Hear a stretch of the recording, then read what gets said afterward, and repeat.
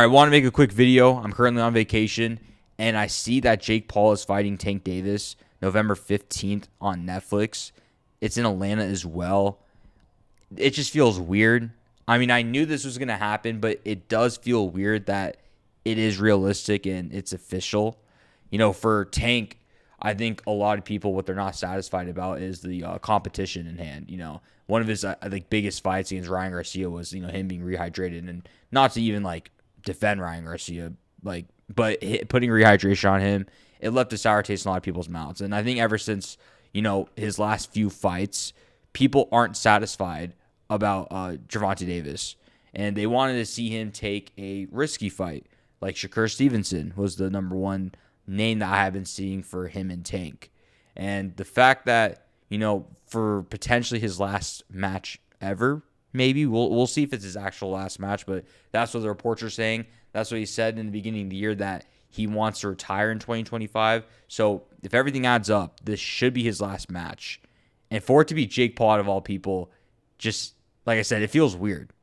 I don't know how I feel about it. I understand they're just making a shit ton of money. It's going to be an exhibition, so keep that in mind when the fight happens, and it's not at the expectation as some people may think. On that note, though, about the whole match, I see a lot of people already dismissing the fact that Jake Paul is going to win. I'm not going to lie. I think, skills kind of pay the bills, and I feel like Gervonta Davis, there's a reason why he's a world champion at the end of the day, and I think on that aspect of him having a lot of skill, I think he pulls this one off.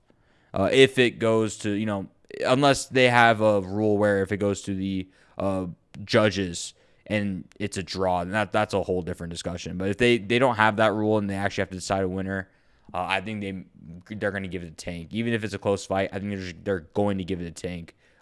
Judges in general, especially since it's going to be in Atlanta, like to favor fights towards Tank, and I don't see why that shouldn't be the repeated pattern here.